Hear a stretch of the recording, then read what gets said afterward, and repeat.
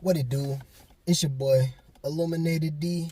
And you know what I'm saying? We back with another one. The first thing I want to do is thank you to everybody who's liked and commented. And to all the subscribers, Pops and I want to let you know how much we really appreciate you. For you to come and spend your time with us and consume the content. While we understanding that you have busy lives, we want to thank you and bless. Well, family, today I got a new video for you. It's called Everybody Wants Something for Nothing. All right, so in our reality, right, have you ever had a situation where you worked a 40-hour week, 40 hours, you cut yourself, you know what I'm saying? You might have cut yourself, you might have got hurt on the job, your manager asked you to stay late, your coworker called off and they said, hey, look, can you cover for me? And don't get me wrong, yes, that is definitely more money. But after you done put in a hard day's week, you sit down, you kick your feet up, you having a nice cold brew, and then somebody calls your phone and they say, hey, please, bro, please, I need help. I need to borrow $100, $300. Bro, can you please let me borrow $500? Now, imagine if you only got, let's say what's the average person getting, like $1,900. So let's say you got $1,900 and then somebody comes and asks you to borrow $500 because their life is just so hard and they're in distress, right? Now let's go ahead and subtract that. 19, so 9, 8, 7, 6, 5, 4, right? So that leaves you after a 40-hour week, right? Let's say you had to work for 2 weeks and you only got roughly like $2,000. That leaves you with $1,500. If you only got $1,900, that leaves you with $1,400, $1,400, right? Now, I'm not saying don't help people. I'm not saying that. But what I'm letting you know is that why is it so easy for people to come and always ask you for help? Why is it that you're the person that they're coming to when they're distressed? Okay, let's look at this scenario. Now, social media is huge in our lifestyle. Social media is huge. So everything that you portray online, people are always going to hit up the person that looks like they're doing the best. Okay? So it's not necessarily a bad thing that they're coming to you and asking you for help.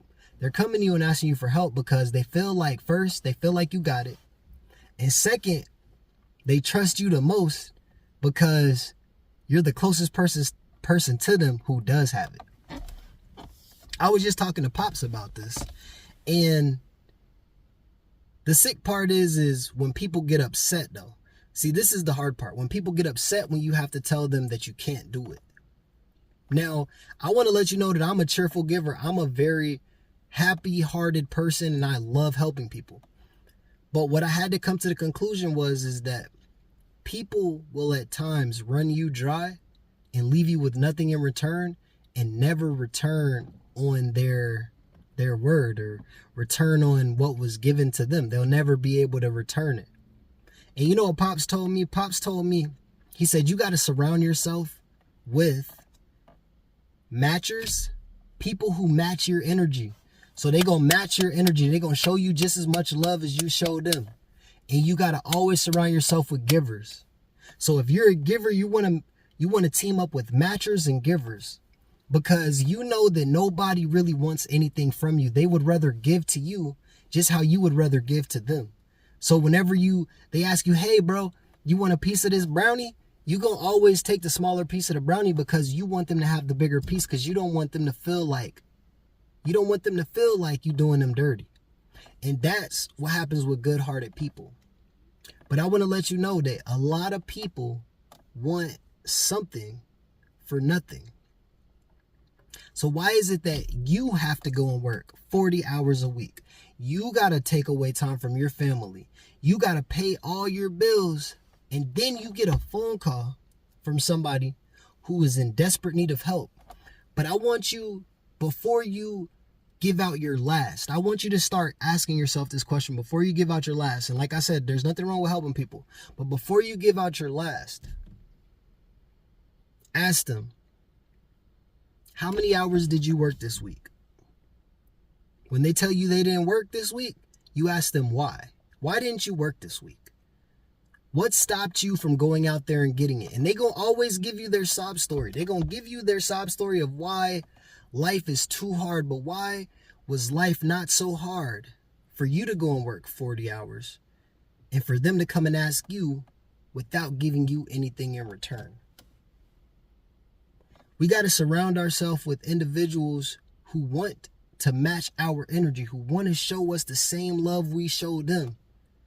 Because those individuals are the ones that are going to take you to the next level. They're going to be the ones in your corner on a dark day. You know why? Because you had to put in the work just how they had to put in the work, and they going to remember. They going to remember those cold and hard times when they didn't have it, but you offered it without them even asking. Those are the ones that are going to show you the most love. I'm trying to tell you, you can always see a taker.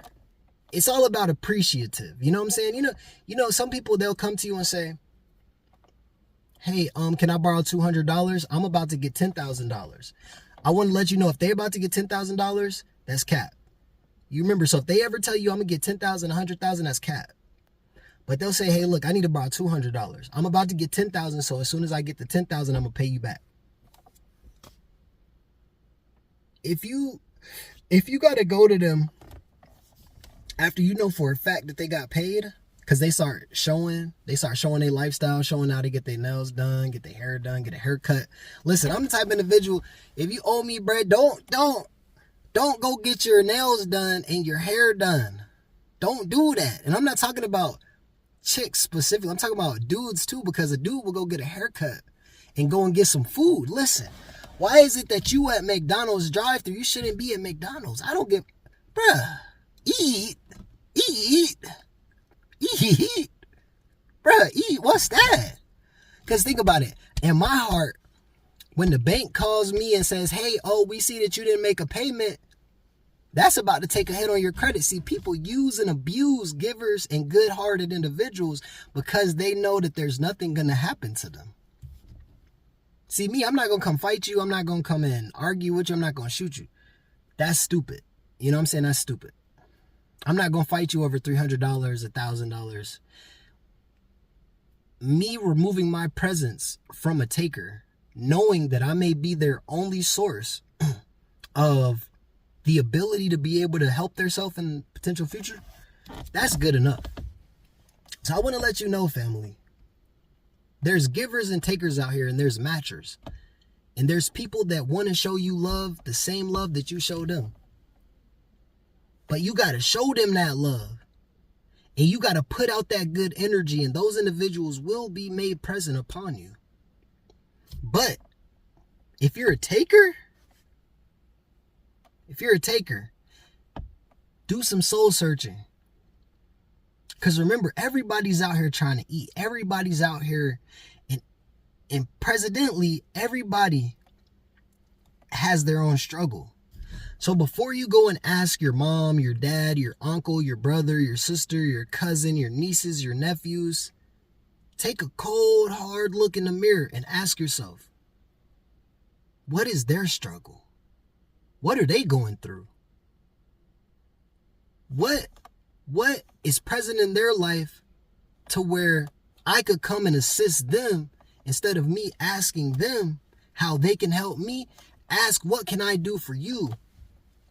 See, I got a philosophy. How can I help you? Because in turn of me helping you, it could potentially help me. And then that gets returned, and it's like, well, you help me. How can I help you? And in doing that, you build a yin-yang flow of repetitive nature of doing for others while being able to help self. But if you just come and say, hey, I need, can you, without ever putting into the universe how you can help somebody else, I've seen it happen. The universe will at times take everything from you. So I try to be a kind-hearted individual. I try to be humble, even when I want to be arrogant sometimes, because I've seen it happen to so many people where the universe will take everything from you because of your disloyalty and your lack of appreciation for what people potentially would do for you, while you not putting in any effort to do for them. Selfish people, a lot of times it looks like selfish people get over, but I'm telling you, on the back end, they be the main ones that be hurting. So I try to do for others, but what I found is that I don't want to go down a rabbit hole, is that you gotta be able to see a taker and to be able to realize, stop that momentum, talk to them, create clarity on why they're in a struggle, help them realize that they can get out of their struggle, tell them no, don't enable them all the time, and then put them on the right road and continue to seek good favor while staying on the right path so that you can be successful. Because remember, if we become successful as a team, if we become successful, more knowledgeable, keeping God first always, we will be in better positions in the future to potentially be able to help more people. But you can't give your last trying to help others without having the ability to be able to help yourself. Because we all want to be successful and we all want to be somewhere in life. But in order to do that, you got to do something that you ain't never done before. And that's the reason that we doing this right here, right now. All right, family. Everybody be blessed. Be safe. We out. Peace.